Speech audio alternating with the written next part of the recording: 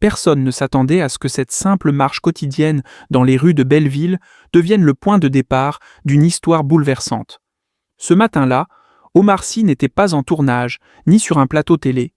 Il avait laissé derrière lui les projecteurs, les scripts, les flashs, pour une promenade tranquille dans un quartier qu'il aimait particulièrement pour son authenticité. Il cherchait du silence, un peu de vérité. Il n'avait pas encore conscience qu'il allait en trouver bien plus qu'il ne l'avait imaginé. Il marchait, casque sur les oreilles, capuche relevée. Mais les passants reconnaissaient quand même sa silhouette, son sourire éclatant, cette allure décontractée que tout le monde associait à des rôles inoubliables. Certains lui lançaient un salut, d'autres un petit mot d'admiration. Omar souriait, répondait toujours avec gentillesse, mais sans s'arrêter. Jusqu'au moment où, à l'angle de la rue Ramponneau, son regard croisa celui d'un homme assis sur un carton détrempé par la rosée. L'homme était jeune, peut-être 25 ans, difficile à dire tant la fatigue semblait l'avoir vieilli prématurément. Il portait une veste trop grande, déchirée au col, et tenait dans ses mains un carnet usé. Ce n'était pas sa misère apparente qui retint Omar, c'était son regard. Un regard droit, dur, mais étrangement paisible. Et puis, il y eut cette phrase, lancée comme une balle, sans prévenir. « Tu joues souvent les sauveurs à l'écran, mais dans la vraie vie, tu continues ton chemin. » Omar s'arrêta net. Ce n'était pas une provocation ni une insulte, juste une vérité brute, un miroir. Il ôta son casque et s'approcha lentement. « Comment tu t'appelles » demanda-t-il, la voix calme. « Moussa » répondit l'homme sans bouger. « Mais ça ne change rien, non ? Un prénom, c'est juste un écho dans une rue où personne n'écoute. » Omar resta silencieux. Il s'accroupit doucement à hauteur de l'homme. Il n'y avait ni caméra, ni public, juste deux êtres humains. « Tu veux parler ?» Un silence, puis Moussa haussa les épaules. « Parler, c'est pour ceux qui ont encore quelque chose à perdre. » Et pourtant, il parla. Pendant plus d'une heure, assis là, sur le trottoir, encore frais, Moussa raconta, pas toute sa vie, mais des fragments. L'accident de voiture à 17 ans, la mère malade, le départ du foyer, les nuits dans des squats, la honte, l'invisibilité, et cette rage froide, celle de savoir lire, écrire, rêver, mais de ne plus croire que quelqu'un écoutera. Omar écoutait, attentivement, sans interruption. Parfois, il hochait la tête. D'autres fois, il posait une question, courte, directe. Il n'était plus acteur. Il était juste un homme, un frère. Quand Moussa se tut enfin, il regarda Omar avec un sourire las. « Tu vas faire quoi maintenant ? M'offrir un selfie ? Une belle phrase inspirante pour Instagram ?» Omar sourit doucement. « Non, je vais revenir demain. » Moussa plissa les yeux, sceptique. « Tu n'es pas obligé de me croire, » ajouta Omar. « Mais parfois, ce qu'on dit sans y croire, c'est exactement ce dont on a besoin. » Et il partit. Pas avec de grandes promesses, pas avec un chèque, mais avec une phrase simple et un regard qui ne fuyait pas. Omar ne dormit presque pas cette nuit-là. L'image de la mère effondrée sur le trottoir, son fils dans les bras, les policiers impassibles autour d'eux. Tout cela hantait son esprit. Il n'arrivait pas à oublier. Ce n'était pas un simple fait divers, ni une scène de tournage. C'était une vérité crue, celle que des millions de Français préféraient ne pas regarder. Le lendemain matin, il se réveilla avec une décision ferme. Il ne pouvait pas en rester là. Ce n'était pas seulement de l'empathie, ni de la colère. C'était une forme de responsabilité. Il prit son téléphone, appela son agent, annula 2 rendez-vous, puis se mit en route. Il ne savait pas exactement ce qu'il allait faire, mais il savait où aller, Belleville. Il marcha longtemps dans les rues du quartier, croisant des visages familiers et fatigués, des mères chargées de courses, des enfants qui couraient entre les voitures, insouciants. Mais nulle trace de la femme qu'il cherchait. Il demanda à quelques commerçants s'ils l'avaient vue, aucun ne répondit avec certitude. Certains reconnaissaient vaguement la scène, d'autres préféraient détourner le regard. Alors, il fit ce qu'il n'avait jamais fait auparavant. Il enregistra une courte vidéo sur son téléphone.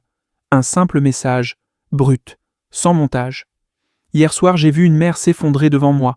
Elle n'avait plus rien, ni espoir, ni toit. Et son fils hurlait de douleur. Si quelqu'un connaît cette femme, si quelqu'un peut m'aider à la retrouver. Je veux l'écouter, je veux comprendre. Il posta la vidéo sur son compte. En moins d'une heure, elle fit le tour des réseaux sociaux. Des milliers de partages.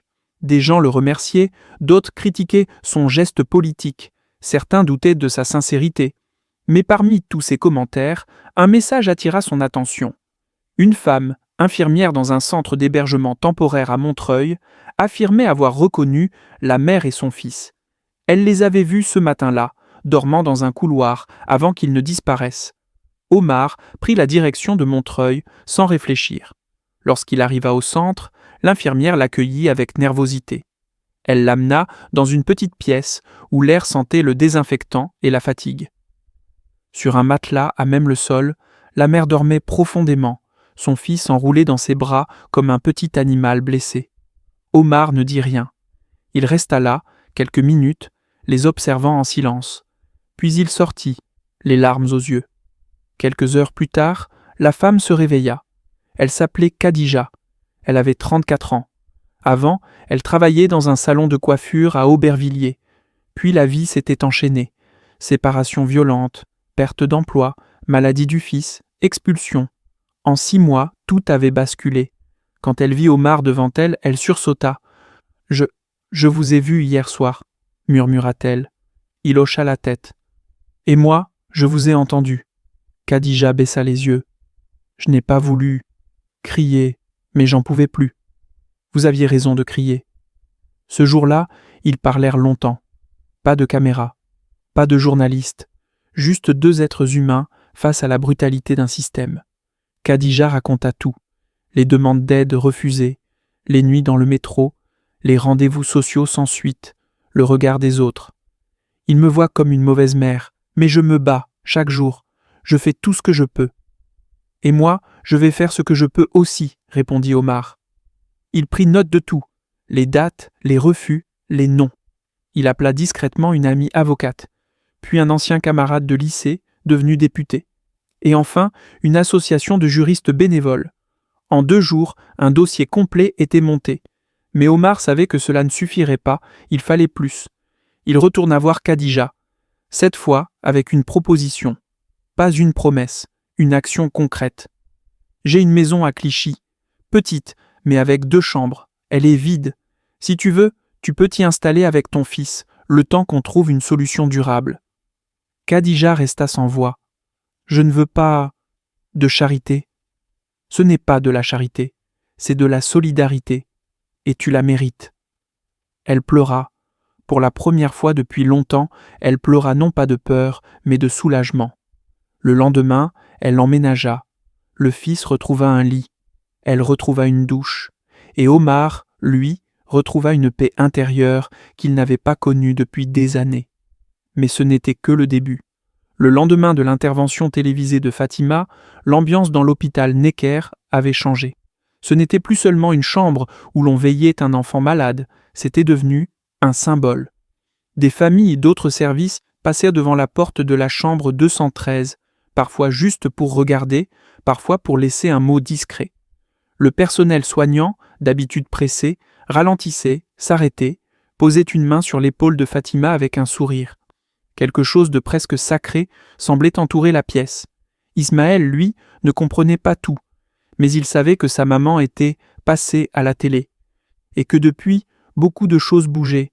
Pourtant, malgré l'élan national, malgré les articles, les hashtags, les messages de soutien, Fatima gardait les pieds sur terre. Elle avait vu trop de promesses s'évaporer. Elle savait qu'une caméra pouvait tout amplifier, ou tout étouffer. Elle restait vigilante, mais reconnaissante. Et au fond d'elle, elle n'attendait plus rien. Jusqu'à ce jour-là. Un mercredi matin, sans prévenir, la porte s'ouvrit. Il n'y avait ni caméra, ni flash.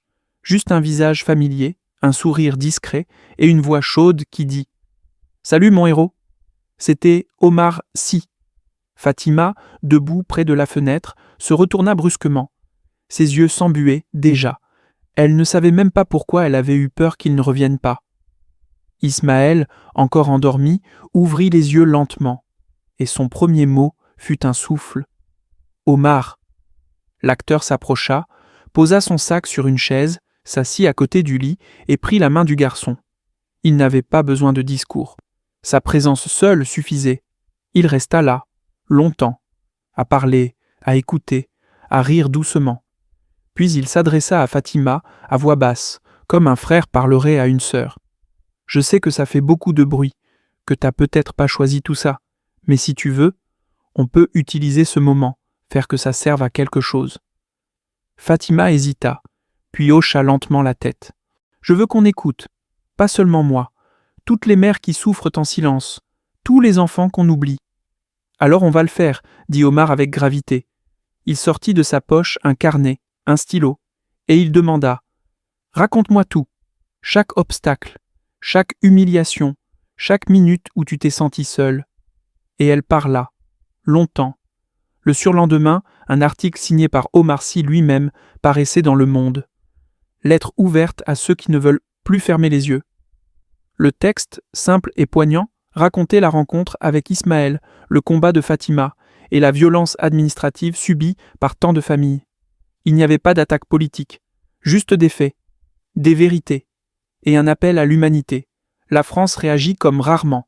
Les plateaux télé s'enflammèrent, les ministères furent submergés de questions, des familles témoignèrent à leur tour. Et dans tout cela, Fatima devenait, malgré elle, la voix d'une révolte douce. Elle n'avait pas changé.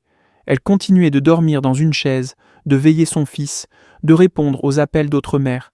Mais désormais, elle n'était plus seule. À l'Élysée, Emmanuel Macron suivait chaque mouvement. Il savait que ce dossier n'était plus gérable avec un simple communiqué.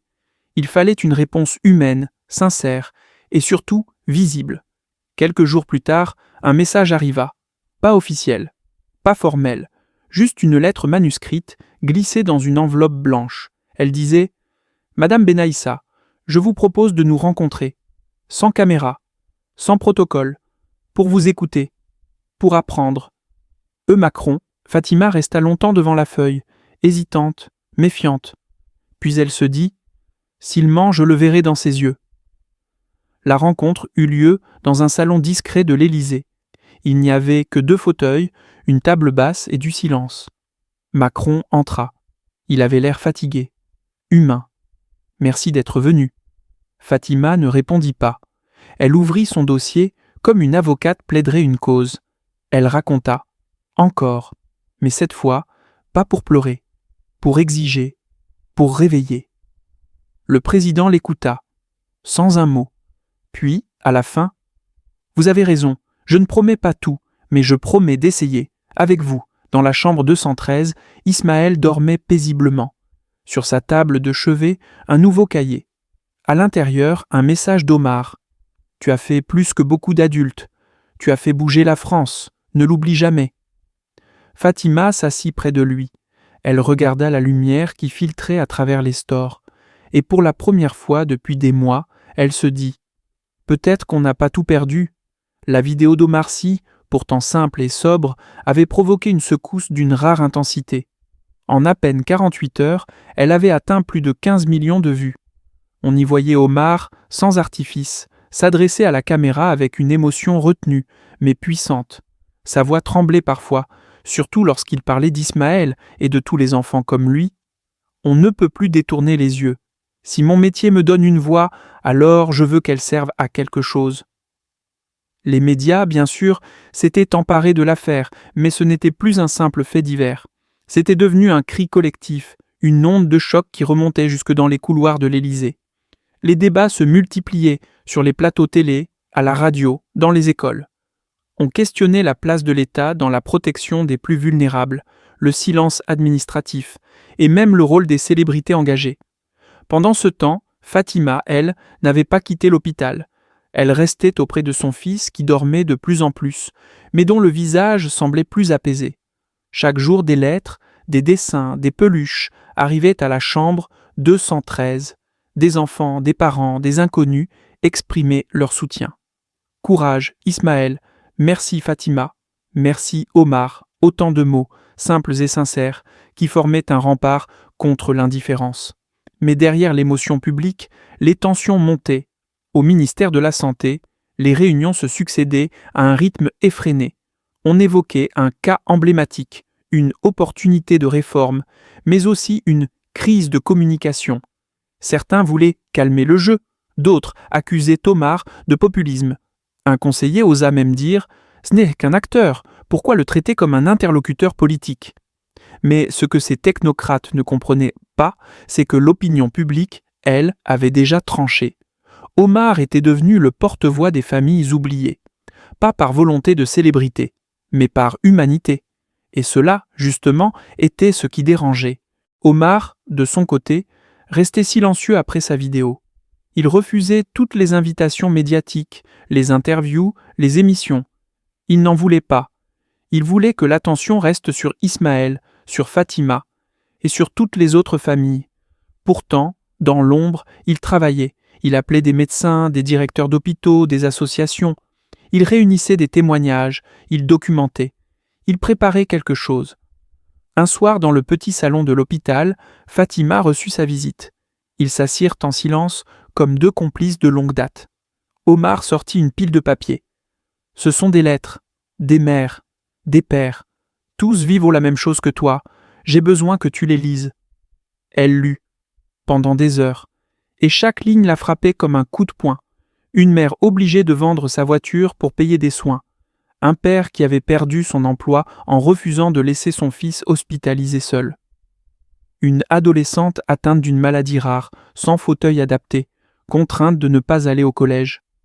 Quand elle eut fini, elle regarda Omar, les yeux pleins de larmes. « Il faut faire quelque chose, » murmura-t-elle. « Alors, faisons-le ensemble, » répondit-il. C'est ainsi qu'ils décidèrent de créer une plateforme, Voix invisible, un espace de témoignage, mais aussi de revendication. Fatima accepta d'en être la cofondatrice. Elle n'avait jamais dirigé quoi que ce soit, mais elle savait parler. Elle savait ce qu'il fallait dire pour être entendue. Le lancement fut discret, presque intime. Une simple publication sur les réseaux sociaux, une phrase écrite par Fatima elle-même. « Si vous avez été ignoré, rejeté ou oublié, ici on vous écoute. » Le site explosa dès le premier jour. En 3 jours, plus de 7000 témoignages, des centaines de messages de soutien, des professionnels de santé les contactaient, des avocats, des professeurs. Le collectif prenait vie. Mais avec cette visibilité nouvelle vint aussi la haine. Fatima reçut des messages anonymes. Certains l'accusaient de manipuler les émotions, d'autres l'insultaient pour ses origines. Un matin, elle découvrit une croix tracée à la craie sur la porte de sa chambre d'hôpital. Elle ne dit rien à Ismaël, mais son cœur se serra. Elle en parla à Omar. « Est-ce que j'ai eu tort ?» demanda-t-elle, la voix brisée. « Tu as eu du courage, et c'est ce qui dérange. » Il l'encouragea à continuer, et elle le fit. Mais la pression grandissait. Les autorités ne pouvaient non plus ignorer le phénomène. Une commission parlementaire fut annoncée. Un plan d'urgence pour les maladies rares fut évoqué. Des journalistes commencèrent à surnommer Fatima la mère courage, ce qu'elle détestait. Elle n'était pas une héroïne, elle était une maman. Et pendant ce temps, Ismaël, entre 2 traitements, suivait tout. Il demandait à voir les dessins, à écouter les messages. Son regard s'éclairait à chaque fois.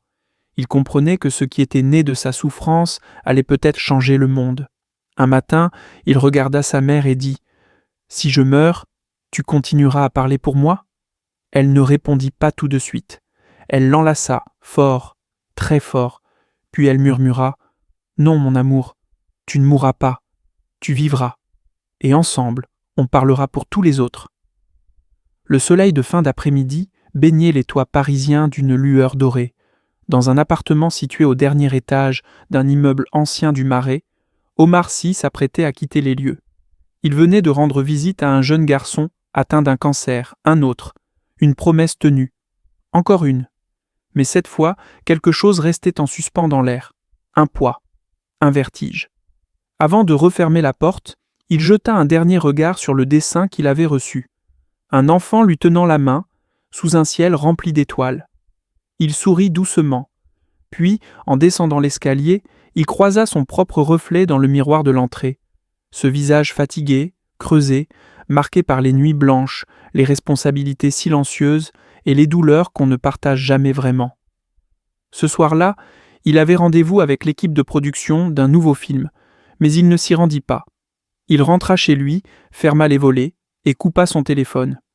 Il avait besoin de silence, de recentrage, car depuis cette rencontre avec son père, depuis cette rupture violente et révélatrice, Omar portait en lui une nouvelle voix, une voix qu'il n'avait encore jamais laissé s'exprimer. Il s'installa devant une feuille blanche, et pour la première fois depuis des années, il se mit à écrire. Non pas un scénario, non pas une lettre, mais une confession, une adresse, à lui-même, à ses enfants, à ceux qui l'aimaient pour ce qu'il représentait, mais qui ignoraient ce qu'il portait. J'ai longtemps joué des rôles d'hommes forts, de frères, de protecteurs, d'amants, de héros. Et j'ai cru que cela suffisait, mais il manquait quelque chose, la vérité, pas celle qu'on filme, celle qu'on tait. Les mots jaillissaient, fluides, brûlants. Il parlait de ses racines, de la Seine-Saint-Denis, de la peur de ne pas être à la hauteur, du silence de son père, de son propre silence, de ses échecs, de sa honte, de cette façade qu'il avait bâtie et que l'amour de gens inconnus avait fissurée. Pendant ce temps, dans les rues de Paris, les réactions autour de son intervention médiatique continuaient de se multiplier. Les chaînes de télévision rediffusaient le moment où il disait simplement « Je suis un homme, pas un symbole ». Cette phrase, brute, sans effet, avait trouvé un écho inattendu dans tout le pays. Elle avait traversé les classes sociales, les croyances, les différences. Elle disait tout, et rien à la fois. Dans certains quartiers, des jeunes collaient son portrait sur des murs décrépits, pas comme une idole, mais comme un repère, un frère, un survivant. Dans d'autres endroits, des critiques commençaient à naître. Trop émotionnel, trop moraliste. Un acteur n'est pas un militant. Omar n'en disait rien. Il regardait, il observait, et il écoutait surtout. Un jour, une lettre lui parvint, écrite à la main. Pas de signature, seulement ces mots. « Merci d'avoir pleuré pour nous ». Cette phrase l'acheva. Il la relut 10 fois, 100 fois. Il comprit alors que ce n'était pas son témoignage qui avait bouleversé les gens, c'était sa vulnérabilité, ce moment où il avait cessé de jouer, où il était devenu l'un d'eux. Alors il prit une décision. Il appela son agent, annula sa participation à un talk-show très attendu, refusa une couverture de magazine. Il ne voulait plus expliquer. Il voulait faire.